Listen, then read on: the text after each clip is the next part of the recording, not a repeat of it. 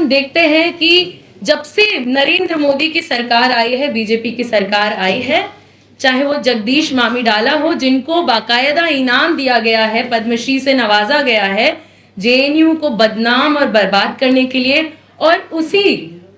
Sequence में फिर शांति श्री धूलीपुड़ी पंडित आती है, हमारी vice chancellor, and she plays the same game कि जेएनयू को कितना खराब किया जाए, कितना बदनाम किया जाए कि उनको भी कोई इनाम दिया जाए। शांति श्री धूलीपुड़ी पंडित जो हमारी वाइस चांसलर है, बीएचयू में जाकर, कल वायर का रिपोर्ट आया था जिसमें वो बीएचयू में जाके कह रही हैं कि जेएनयू का कुछ नहीं हो सकता। एक दूसरी बात जो उन्होंने कही थी कि मंदिर बनाना चाहिए क्योंकि फंड नहीं आ रहा है।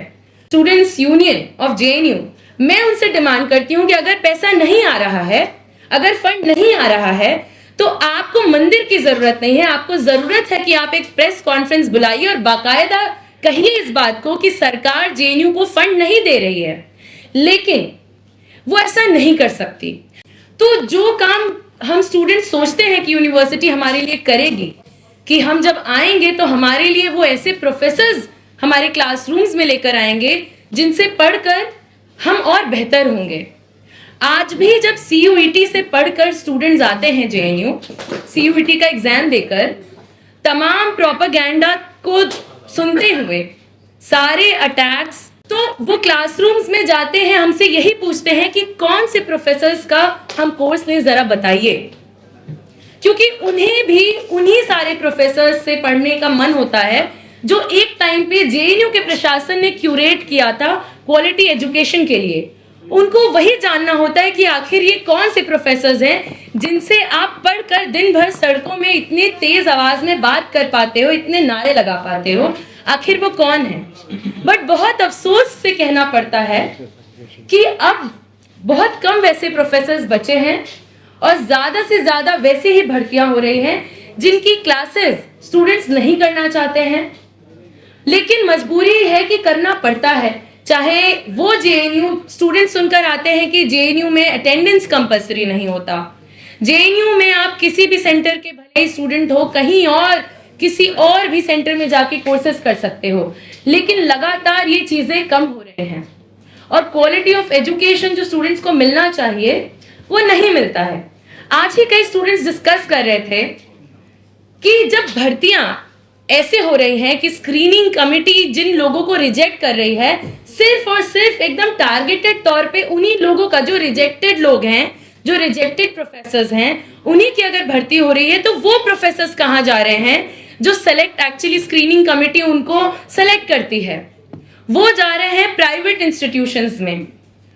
तो ये भी एक तरीका है प्राइवेटाइजेशन को बढ़ावा देने के लिए कि सरकारी, जैसे सरकारी स्कूलों को एकदम बदहाली के हाल में छोड़ा जाता है, वैसे ही अब यूनिवर्सिटीज को भी इसी तरीके से ढाला जाएगा कि जिनको अगर अच्छी शिक्षा लेनी है तो आप प्राइवेट इंस्टीट्यूशंस में जाइए, क्योंकि सरकार ने आपके बेहतरीन से बेहतरीन एकेडमिशियंस को रिजेक्ट किया है और प्राइवेट इंस्टीट्यूशंस ने ही उनको नौकरियां दी हैं। जो इल्जामात वो हम पे लगा रही हैं, आज बीजेपी आरएसएस की सरकार में यूनिवर्सिटीज जो हो गई है वो सिर्फ एक आइडियोलॉजिकल नॉलेज मेकिंग मशीनरी बन गई है। दूसरा, करप्शन का हम इस बात पे भी आएंगे कि किस तरीके से आज जेएनयू की वीसी ऑलराउंडर है, किस तरीके से हर एक एस्पेक्ट में करप्शन चल रहा है। लेकिन उससे पहले मैं ये भी नोट कराना चाहूंगी कि किस तरीके से पूरा जेएनयू प्रशासन जो अपने स्टूडेंट्स को इंफ्रास्ट्रक्चर प्रोवाइड नहीं कर सकता, अपने स्टूडेंट्स को ऑडिटोरियम नहीं दे सकता। आप लोग जाइए जेएनयू के कन्वेंशन सेंटर की बुकिंग के रूल्स देखिए, कायदे से लिखा हुआ है, साफ सुथरे शब्दों में लिखा हुआ है कि किसी भी रिलीजियस और किसी भी पॉलिटिकल संगठन को वो एक्सेस नहीं दिया जा सकता। लेकिन लगातार आरएसएस का प्रोग्राम जो अभी यूथ कुंभ हर जगह हुआ था, युवा कुंभ, वो जेएनयू में भी कराया जाता है इलेजिटिमेट तरीके से। लगातार इस्कॉन आता है, अपने इवेंट्स कराता है और किस तरीके से सूडो साइंस को बढ़ावा दिया जाता है जेएनयू जैसी यूनिवर्सिटीज में। एग्जाम्पल, नैनो स्कूल का काउंसलर ये कह रहा था कि हमारे पास क्लासरूम्स नहीं है बैठने के लिए,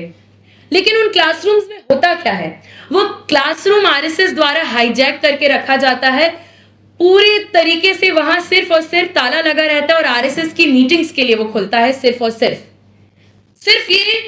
नैनो साइंस की बात नहीं है, ये एससीएसएस की भी बात है। जगह जगह ऐसी ही चीजें चल रही हैं। आरएसएस को खुले तौर पे इंफ्रास्ट्रक्चर प्रोवाइड करवाया जाता है मीटिंग्स के लिए और स्टूडेंट से सिर्फ और सिर्फ रुपया मांगा जाता है, उसके बाद भी आप रिजेक्ट हो सकते हैं।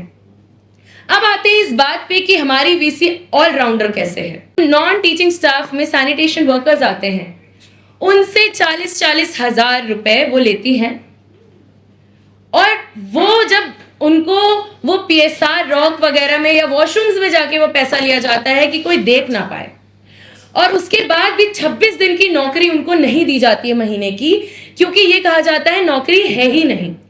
आप 30 लोगों से खूब सारा पैसा ले लो और बोलो कि हमारे पास तो 30 लोगों के लिए नौकरी नहीं है, आप लोग एक एक हफ्ते काम करिए। और जब वो वर्कर्स जाते हैं वीसी की मीटिंग में कि हमें अपना अधिकार दीजिए, हमें जस्टिस दीजिए, तो वही क्लासिस्ट दिमाग लगा के वीसी और उनका प्रशासन ये कहता है कि ये दारू पीकर आए थे और दारू पीकर आकर हिंसा कर रहे थे हमारे साथ, इसीलिए हमने उन्हें सस्पेंड कर दिया। सिर्फ इतना ही नहीं, लगातार जेएनयू के सारे स्टूडेंट्स, आपको खुला इनविटेशन है मीडिया को हमारी तरफ से कि आप चाहे वीसी से परमिशन लेकर आइए, चाहे कैसे भी आप प्रशासन से पूछिए कि हमें एक्सेस दिया जाए। आप एक्सेस लीजिए हमारे हॉस्टल्स का, आप एक्सेस लीजिए हमारी लाइब्रेरी का, और देखिए कि किस हालत में हम रह रहे हैं। जो मेन स्ट्रीम मीडिया कहती है कि जेएनयू के स्टूडेंट्स तो अय्याशी करते हैं, आपको खुला इनविटेशन है, आप देखिए कि हम किस तरीके से अय्याशी करते हैं, किस तरीके से छतें गिरती रहती हैं। बारिश का मौसम है, स्टूडेंट्स अपनी अलमारी में कपड़ा तक नहीं रख सकते हैं क्योंकि इस कदर सीलन लगा होता है। ये हाल है। आप बारात से आपके हॉस्टल में मेस नहीं है, आपको चल के दूसरे हॉस्टल में आना है 3 वक्त का खाना खाने, लेकिन सड़क पर इतना ऊंचा पानी रहता है, आप एक पगडंडी पे एक पतली सी हाइट है सीमेंट की, उस पे आप चलकर आते हैं। ये है वो पैसा कहाँ जा रहा है, हमारी यूनिवर्सिटी का पैसा कहाँ जा रहा है। ये सवाल हमारा डीओएस से है, जो बार बार हमें ये कह देती है कि पैसा नहीं है। बार बार हम जहां भी जाते हैं, गोदावरी हॉस्टल, कावेरी एंड पेरियार, जो कि पीडब्ल्यूडी पर्सन्स विद डिसेबिलिटी के लिए वो हॉस्टल्स बने हैं, लेकिन वो एक मजाक के तौर पे हैं क्योंकि उन हॉस्टल्स में लिफ्ट तक नहीं है।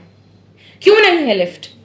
क्योंकि लिफ्ट ऑपरेटर नहीं है। और वो हमसे इस बेरोजगारी के दौर में, जब हम चीफ इंजीनियर से पूछने जाते हैं कि लिफ्ट ऑपरेटर्स क्यों नहीं है, तो वो हमसे कहते हैं कि कोई नौकरी के लिए अप्लाई ही नहीं करता। जब हम हेल्थ सेंटर में जाते हैं, हम पूछते हैं कि गायनोकोलॉजिस्ट फुल टाइम वहां पे क्यों नहीं बैठती हैं, उनका कोई प्रॉपर शेड्यूल क्यों नहीं है, तो वो इस बेरोजगारी के दौर में हमसे कहती हैं कि नौकरी के लिए कोई अप्लाई ही नहीं करता। तो जेएनयू में कोई नौकरी के लिए अप्लाई ही नहीं कर रहा है, ना जाने क्यों। लेकिन पिछले फरवरी में भी ऐसे कागज हमें मिले थे और हमने दिखाया था कि किस तरीके से एनटीए का नाम इस्तेमाल करके नॉन टीचिंग स्टाफ में भी किस तरीके से धांधली की जा रही रिक्रूटमेंट में। हरियाणा के 2 सेंटर्स से ही सिर्फ रिक्रूटमेंट हो रहा है, भले ही उन लोगों में काबिलियत हो या ना हो, वो सिर्फ रुपया देकर आते हैं, ऑफिसेज में बैठते हैं और स्टूडेंट्स का कोई भी काम नहीं हो पाता है। और इसका इल्जाम हम अपने डीन ऑफ स्टूडेंट्स पे लगाते हैं। वो जिम्मेदार है, वीसी जिम्मेदार है। सिर्फ इतना ही नहीं, और आगे चलते हैं।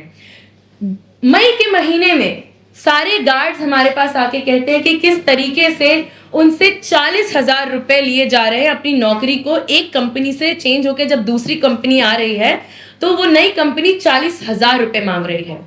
हमारा वाइस चांसलर पे ये इल्जाम है कि ये जानते हुए कि उस कंपनी के पास 1 रुपया नहीं है, वो कंपनी बैंकरप्ट है, उनको वो टेंडर देती है ताकि वो पैसा लें, ब्राइब लें इन गार्ड से और उनका भी वहां पे कट हो। और सिर्फ इतना ही नहीं, जब स्टूडेंट यूनियन और एक्ट 2 लड़ता है, इंश्योर कराता है, हम कहते हैं उनसे कि आप पूरी इन गार्ड्स की जमीन जायदाद लिखवा लीजिए, लेकिन उसका रसीद दीजिए, आप रसीद दीजिए, कितना भी पैसा ले, लेकिन वो उससे मुकरते हैं। और वाइस चांसलर जाके फिर कहती है जिस वाइस चांसलर के पास हमसे मिलने का वक्त नहीं है, वो गार्ड से जाके ये कहती है कि चलो उतना रुपया तो नहीं लिया जा रहा है, तुमको कम ही कराना था ना, 10,000 5,000 ही दे दो, पिछले बार भी तो दिए थे, वो ये कहती हैं। लेकिन उसके बाद भी गार्ड्स की पूरे स्ट्रगल से इंश्योर किया जाता है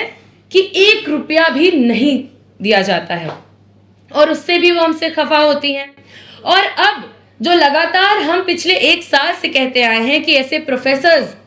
हमारी यूनिवर्सिटी, आज भी आपको बताएं कि एंटी स्टूडेंट किस तरीके से पूरी यूनिवर्सिटी, जिस यूनिवर्सिटी का काम है कि वो स्टूडेंट्स के लिए रन करे, किस तरीके से एंटी स्टूडेंट है। हमारी जनरल सेक्रेटरी, ऑल्दो 2 फरवरी को आप सब जानते होंगे कि किस तरीके से जेएनयूएसयू के चारों ऑफिस बियरर्स के साथ साथ फॉर्मर जेएनयूएसयू प्रेसिडेंट को रस्टिकेट कर दिया जाता है, हम पे वैंडलिज्म का इल्जाम लगाया जाता है। लेकिन आज तक इतने महीने बीतने के बाद, लगभग 1 साल होने जा रहा है, वो स्ट्रगल हमसे पहला जो यूनियन था उसने शुरू किया था, आज तक उनके पास इतनी हिम्मत नहीं है कि वो स्टूडेंट्स के सामने, फैकल्टीज के सामने कोई भी कागजात दिखा पाए कि किस तरीके से वो एफआरटी पास हुआ था, किसने पास किया था, फंड किसने एलोकेट किया था। और रिपोर्टर्स कलेक्टिव को हम शुक्रिया अदा कर रहे हैं, तो उसमें एक और चीज जो उनको, उनके क्रेडिट में जाता है, कुछ दिनों पहले उन्होंने रिपोर्ट लिखी थी सर्विलांस पे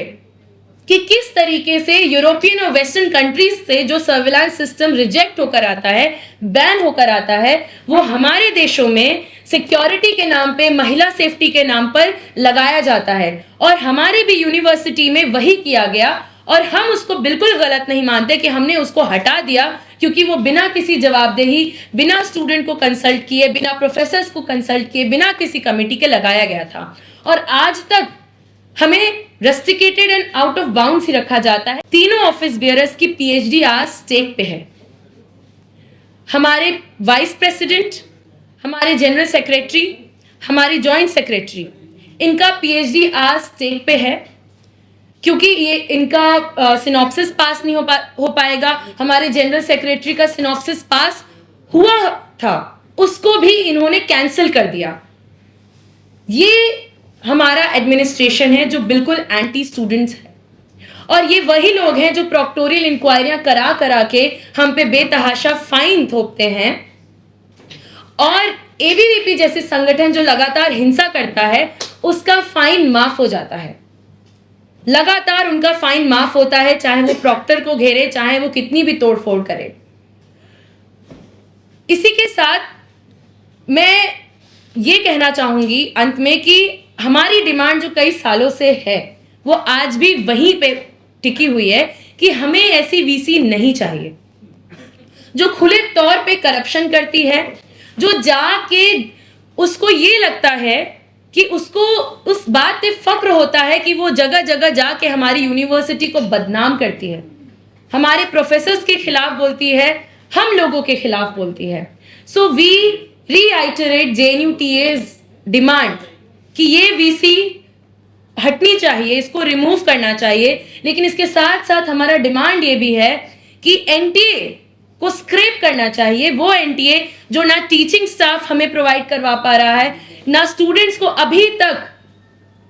तक आंसर की नहीं निकला है, पीएचडी एडमिशंस नहीं हो पा रहे हैं, कोई भी तरीके से हमारा सेमेस्टर, कभी भी सेमेस्टर साइकिल जो है सही दिशा में नहीं चल पा रहा है। इतना ही नहीं, एक और चीज जो आखिरी बात जो मैं भूल गई थी बताना, कि एनईपी के खिलाफ भी हमारा जो आंदोलन है, आप देखिए कि आज हमारे स्कूल ऑफ लैंग्वेज के स्टूडेंट्स को नहीं पता कि 4 साल का, हमारे यहाँ 3 साल का बीए है, 2 साल का एमए है, और बिल्कुल नहीं पता कि ये स्टूडेंट्स जो एनईपी के तहत आए हैं वो 3 साल बाद जाएंगे कहाँ, क्योंकि एनईपी के अंडर तो 4 साल का बीए होता है। उतना ही नहीं, इनका मैथ्स बहुत सिंपल है। इनका मैथ्स ये है कि 3+2 BA MA is equal to 5, तो उसी तरह 4+1 BA MA is equal to 5। तो आज हमारे स्कूल ऑफ फिजिकल साइंसेज में ये हो रहा है कि स्टूडेंट्स जब 4 साल के बीएससी करके आते हैं तो उनको एमएससी में सेकेंड ईयर के स्टूडेंट्स के साथ बिठाया जाता है। They don't have any course design, they don't have professors, they do not have, our labs are obsolete. तो ये सारी चीजें जेएनयू के साथ की जा रही हैं और हमारा डिमांड है कि इन सब चीजों पे इंक्वायरी हो, पूरा करप्शन, चाहे वो एफआरटी से लेकर हमारा फंड कहाँ जा रहा है और एज ए टीचर्स को क्यों रिक्रूट किया जा रहा है, इन सबका इंक्वायरी हो। सरकार इंश्योर कराए कि ऐसे करप्ट लोगों को दोबारा ना लाया जाए। आप अभी अगर शांति श्री धूलीपुड़ी पंडित गूगल करेंगे तो आपको पता चलेगा कि किस तरीके से 2012 if I am not wrong तब से उनका करप्शन जो है, पुणे में सावित्रीबाई फुले यूनिवर्सिटी में उनका करप्शन रिपोर्ट आया था, वो नॉर्थ ईस्टर्न हिल यूनिवर्सिटी में रिजेक्ट हुई थी। उसके बावजूद क्योंकि वो बाल सेविका हैं इसलिए उनको जेएनयू में लाया गया, मामी डाला का जो पूरा काम है उसको आगे बढ़ाने के लिए। So we are in solidarity with JNU TA और ये हमारी भी लड़ाई है। ये जेएनयू की लड़ाई है करप्शन के अगेंस्ट, ये जेएनयू की लड़ाई है जस्टिस और ऑनेस्टी के लिए।